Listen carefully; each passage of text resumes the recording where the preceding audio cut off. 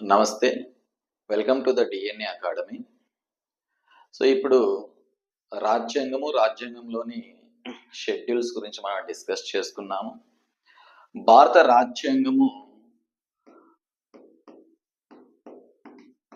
1950 జనవరి 26వ తేదీన అమల్లోకి వచ్చింది. సో, ఇలా అమల్లోకి వచ్చిన ఈ రాజ్యాంగమునందు 395 ఆర్టికల్స్ కలవు మరియు 22 భాగాలు కలవు మరియు 8 షెడ్యూల్స్ కలవు.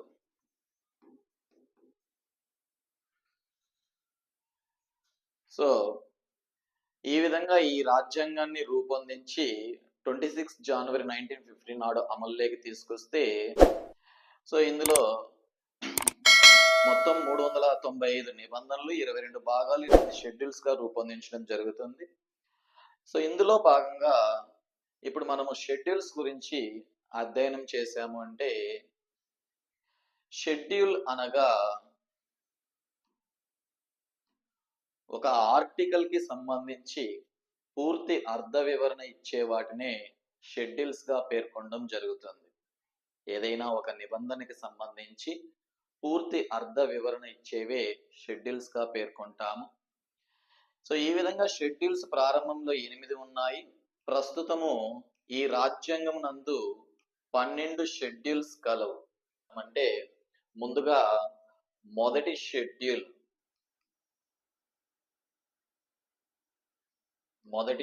గురించి మనం తీసుకుంటే,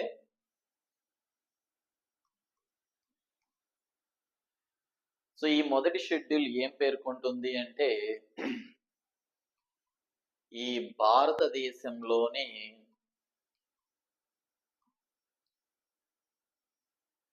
రాష్ట్రాలు మరియు కేంద్రపాలిత ప్రాంతాల పేర్లు, రాష్ట్రాలు మరియు కేంద్రపాలిత ప్రాంతాల పేర్లు, అలాగే వాటి భౌగోళిక సరిహద్దులు,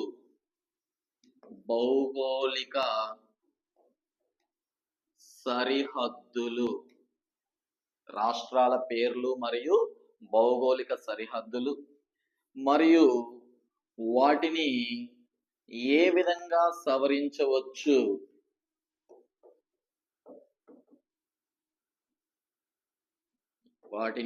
ఈ రాష్ట్రాలు మరియు కేంద్రపాలిత ప్రాంతాలని ఏ విధంగా సవరించవచ్చు అనేటటువంటి ఆ వివరాలని మొదటి షెడ్యూల్లో పేర్కొనడం జరుగుతుంది. అయితే ఇక్కడ రాష్ట్రాలు మరియు కేంద్రపాలిత ప్రాంతాలు, వాటి పేర్లు, వాటి భౌగోళిక సరిహద్దులు అని అంటున్నామమ్మా. అయితే ప్రస్తుతం ఈ భారతదేశంలో ఎన్ని రాష్ట్రాలు, ఎన్ని కేంద్రపాలిత ప్రాంతాలు ఉన్నాయి? ప్రస్తుతము భారతదేశంలో 28 రాష్ట్రాలు మరియు 8 కేంద్రపాలిత ప్రాంతాలు కలవు. సో ఈ 28 రాష్ట్రాల పేర్లు మరియు 8 కేంద్రపాలిత ప్రాంతాల పేర్లు, వాటి సరిహద్దులన్నీ కూడా మొదటి షెడ్యూల్ తెలియజేస్తుంది. నెక్స్ట్ వాటిని ఏ విధంగా సవరించవచ్చు అనే అంశాలు కూడా ఈ మొదటి షెడ్యూల్లోనే పేర్కొని ఉన్నారు అని అంటున్నాం. నెక్స్ట్ ఏ విధంగా సవరించవచ్చు అనే అంశాన్ని మనం గమనించామంటే, ఎవరు సవరించగలరు మరియు ఏ విధంగా సవరించగలరు అనే ఈ 2 అంశాలని ఇక్కడ మనం అధ్యయనం చేయాలి. సో ఎవరు సవరించగలరు, ఎవరు ఈ రాష్ట్రాలు మరియు కేంద్రపాలిత ప్రాంతాల సరిహద్దుల్ని కానీ పేర్లని కానీ సవరించేటటువంటి అధికారం ఎవరు కలిగి ఉంటారు అనేది గమనించామంటే, మా పార్లమెంట్ వీటిని సవరించేటటువంటి అధికారం కలిగి ఉంటుంది. పార్లమెంట్ రాష్ట్రాలు మరియు కేంద్రపాలిత ప్రాంతాలని సవరించేటటువంటి అధికారం కలిగి ఉంటుందని పేర్కొంటున్నాం. అయితే ఎంత మెజారిటీతో ఈ పార్లమెంటు వీటిని సవరించగలదు, ఎంత మెజారిటీ లేదా ఏ విధంగా సవరించగలదు అని కూడా మనం తీసుకోవచ్చు. ఎవరు సవరించగలరు అనే అంశాన్ని చూసాము. ఏ విధంగా సవరించగలదు ఈ పార్లమెంట్? ఎవరు సవరించగలదు అంటే దానికి ఆన్సర్ ఏమవుతుందంటే పార్లమెంట్ సవరించగలదు. ఏ విధంగా ఈ పార్లమెంటు వీటిని సవరించేటటువంటి అధికారం కలిగి ఉంటాది అనేది మనం తీసుకున్నామంటే దాన్నే మెజారిటీ అని కూడా మనం తీసుకోవచ్చండి. మెజారిటీ అని కూడా చెప్పవచ్చు. ఓకేనా? సో ఎంత మెజారిటీతో ఈ పార్లమెంటు వీటిని సవరించగలదు అనే అంశాన్ని మనం గమనించామంటే మా సాధారణ మెజారిటీ పద్ధతి ద్వారా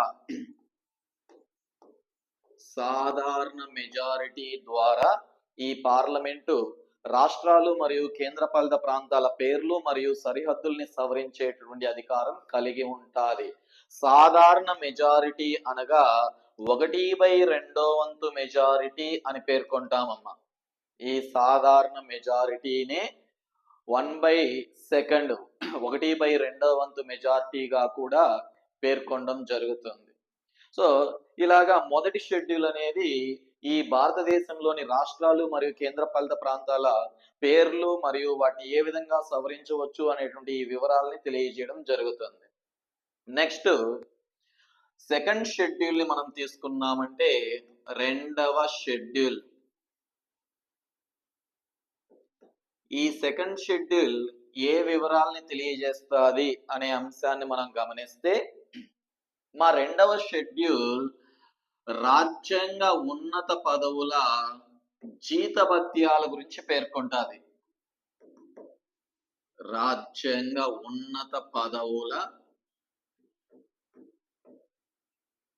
జీతభత్యాలు. ఈ జీతభత్యాలు రెండవ షెడ్యూల్లో పేర్కొనడం జరిగింది. అయితే ఈ రాజ్యాంగ ఉన్నత పదవుల జీతభత్యాలు అని అంటున్నాం. ఏ పదవులు ఈ సెకండ్ షెడ్యూల్ క్రింద ఉంటాయి అనే అంశాన్ని కూడా మనం గమనించాము అంటే సింపుల్ గా చెప్తున్నాను చూడండి. కేంద్ర రాష్ట్ర ప్రథమ పౌరులు. కేంద్ర రాష్ట్ర ప్రథమ పౌరుల యొక్క జీతభత్యాలు. కేంద్రంలో ప్రథమ పౌరుడు ఎవరు అనేది అనగా భారతదేశ ప్రథమ పౌరుడు ఎవరు అనే అంశము మనమందరికీ కూడా అవగాహన ఉంటుంది. అలాగే రాష్ట్ర ప్రథమ పౌరుడు ఎవరు అనే అంశము అభ్యర్థులందరికీ కూడా అవగాహన ఉంటుంది. సో ఈ విధంగా మనము నేర్చుకునే ప్రయత్నం చేద్దాం. కేంద్ర రాష్ట్ర ప్రథమ పౌరులు. చూడండి, కేంద్రంలో ప్రథమ పౌరుడు ఎవరు? కేంద్రంలో ప్రథమ పౌరుడు లేదా ఈ భారతదేశ ప్రథమ పౌరుడు రాష్ట్రపతి. అలాగే రాష్ట్ర ప్రథమ పౌరుడు అని అంటున్నాం. రాష్ట్ర ప్రథమ పౌరుడు ఎవరు? గవర్నర్. కేంద్రంలో ప్రథమ పౌరుడు రాష్ట్రపతి, రాష్ట్రంలో ప్రథమ పౌరుడు గవర్నర్. సో కాబట్టి రాష్ట్రపతి మరియు గవర్నర్ల యొక్క జీతభత్యాలు మనకి రెండవ షెడ్యూల్లో పేర్కొనడం జరుగుతుంది. ఇంకా ఎవరి జీతభత్యాలు ఇక్కడ పేర్కొని ఉన్నారంటే కేంద్రంలో కేంద్ర శాసన నిర్మాణ శాఖ, కేంద్ర శాసన నిర్మాణ శాఖ ఉభయ సభల అధ్యక్ష ఉపాధ్యక్షులు. కేంద్ర శాసన నిర్మాణ శాఖ ఉభయ సభల అధ్యక్ష ఉపాధ్యక్షులు. కేంద్ర శాసన నిర్మాణ శాఖను ఏమంటాము? పార్లమెంట్ అని పేర్కొంటాము. సో పార్లమెంట్ ఉభయ సభల అధ్యక్ష ఉపాధ్యక్షులు అని అంటాం. పార్లమెంట్ ఉభయ సభల, ఉభయ అనగా రెండు అర్థం, అనగా పార్లమెంట్ లో ఉండేటటువంటి రెండు సభల అధ్యక్ష ఉపాధ్యక్షుల యొక్క జీతభత్యాలు. పార్లమెంట్ లో ఉండే రెండు సభల పేర్లు మనకు ఆల్రెడీ తెలుసు. రాజ్యసభ మరియు లోక్సభ. ఆ సభల అధ్యక్ష ఉపాధ్యక్షులు. రాజ్యసభలో అధ్యక్ష ఉపాధ్యక్షుల్ని ఏమని పేర్కొంటాము? చైర్మన్ మరియు డెప్యూటీ చైర్మన్. రాజ్యసభ అధ్యక్ష ఉపాధ్యక్షులని చైర్మన్ మరియు డిప్యూటీ చైర్మన్ అని పేర్కొంటాం. ఈ విధంగా రాజ్యసభ చైర్మన్, డిప్యూటీ చైర్మన్ యొక్క జీతభత్యము మరియు లోక్సభలో అధ్యక్ష ఉపాధ్యక్షులని మనం ఏమని పేర్కొంటామంటే స్పీకర్ మరియు ఉపాధ్యక్షుడిని డిప్యూటీ స్పీకర్ అని పేర్కొంటాం. సో ఇలాగా లోక్సభ స్పీకర్ మరియు డిప్యూటీ స్పీకర్ యొక్క జీతభత్యము. ఇది సింగిల్ సెంటెన్స్ లో మనము ఆ 4 పదవులు ఏంటి అనేది చెప్తున్నాము. ఆ సింగిల్ స్టేట్మెంట్ ఏంటి? కేంద్ర శాసన నిర్మాణ శాఖ అయినటువంటి పార్లమెంటు ఉభయ సభల అధ్యక్ష ఉపాధ్యక్షుల జీతభత్యాలు అంటే ఆ 4 పదవులు ఏంటి అనేది ఆటోమేటిక్గా మనకు తెలిసిపోతుందా లేదా? సో ఈ విధంగా ఒక ఫార్మెట్ లో గుర్తుపెట్టుకునే ప్రయత్నం చేయండి. ఇక్కడ మీరు గమనించారంటే రాజ్యసభ చైర్మన్ జీతభత్యము అని అంటున్నాం. మీకు ప్రామాణిక పుస్తకాలలో ఉపరాష్ట్రపతి జీతభత్యము అని సెకండ్ షెడ్యూల్లో పేర్కొని ఉంటారు. ఉపరాష్ట్రపతి పదవికి అసలు జీతభత్యమే ఉండదు. ఉపరాష్ట్రపతి రాజ్యసభ చైర్మన్ గా జీతాన్ని పొందుతాడు. అదే ఇక్కడ మనం పేర్కొంటున్నాం. ఆ విధంగానే ఆ ఫార్మేట్ లోనే పేర్కొన్నాం. ఇలా మనం తెలుసుకోవడం ద్వారా ఈ పదవులు ఏ పదవులు సెకండ్ షెడ్యూల్లో ఉన్నాయనేది సింపుల్ గా గుర్తుపెట్టుకునే విధంగా ఉంటుంది ఈ ఫార్మేట్. సో కాబట్టి ఇలా గుర్తుపెట్టుకునే ప్రయత్నం చేయండి. అలాగే ఇంకా ఎవరి జీతభత్యాలు ఈ సెకండ్ షెడ్యూల్లో పేర్కొని ఉన్నారంటే రాష్ట్ర శాసన నిర్మాణ శాఖ, రాష్ట్ర శాసన నిర్మాణ శాఖ ఉభయ సభల అధ్యక్ష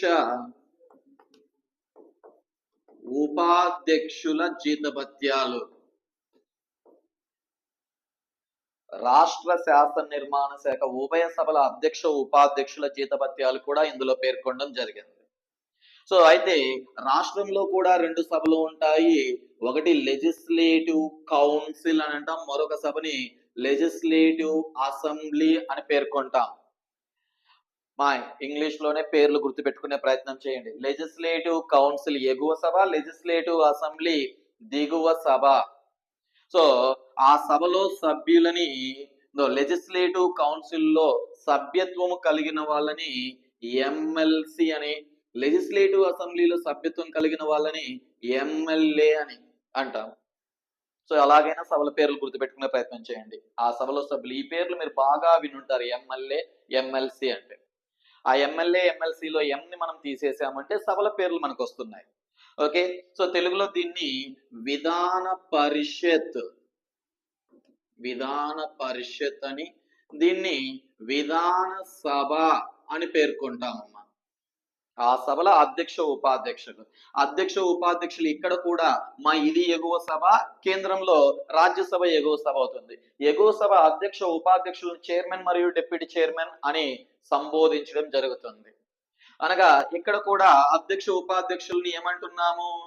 చైర్మన్ మరియు డిప్యూటీ చైర్మన్ అని పేర్కొంటాము. లెజిస్లేటివ్ కౌన్సిల్ లేదా విధాన పరిషత్ చైర్మన్ మరియు డిప్యూటీ చైర్మన్ల యొక్క జీతభత్యాలు మరియు లెజిస్లేటివ్ అసెంబ్లీ విధానసభ అధ్యక్ష ఉపాధ్యక్షుల్ని ఇక్కడ మనము స్పీకర్ మరియు డిప్యూటీ స్పీకర్ అని పేర్కొంటాం. ఈ విధంగా విధానసభ స్పీకర్ మరియు డిప్యూటీ స్పీకర్ల యొక్క జీతభత్యాలు కూడా ఇక్కడ పేర్కొన్నారు. ఇవి 2 సెంటెన్స్ చూడండి జాగ్రత్తగా. ప్రారంభంలో ఒక సెంటెన్స్ చెప్పుకొని ఉన్నాం, కేంద్ర రాష్ట్ర ప్రథమ పౌరుల జీతభత్యాలు. వాళ్ళు ఎవరు? రాష్ట్రపతి, గవర్నర్. పార్లమెంటు ఉభయ సభల అధ్యక్ష ఉపాధ్యక్షుల జీతభత్యాలు. సో పార్లమెంట్ లో ఉభయ సభలు అంటే రాజ్యసభ, లోక్సభ. రాజ్యసభ అధ్యక్షుడిని చైర్మన్ అని, ఉపాధ్యక్షుడిని డిప్యూటీ చైర్మన్ అని అంటాం. లోక్సభ అధ్యక్షుడిని స్పీకర్ మరియు ఉపాధ్యక్షుడిని డిప్యూటీ స్పీకర్ అని పేర్కొంటాం. సో వాళ్ళందరి జీతభత్యాలు. ఇంకో సెంటెన్స్ చూడండి, రాష్ట్ర శాసన నిర్మాణ శాఖ ఉభయ సభల అధ్యక్ష ఉపాధ్యక్షుల యొక్క జీతభత్యాలు. రాష్ట్ర శాసన నిర్మాణ శాఖలో కూడా 2 సభలు ఉన్నాయి, విధాన పరిషత్, విధాన సభ. విధాన పరిషత్ అధ్యక్ష ఉపాధ్యక్షులను చైర్మన్ మరియు డిప్యూటీ చైర్మన్ అని పేర్కొంటాము.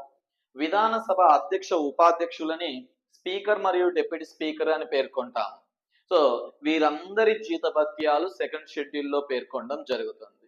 ఇంకా ఎవరి జీతభత్యాలు ఈ సెకండ్ షెడ్యూల్లో పేర్కొని ఉన్నారంటే మా సుప్రీం కోర్ట్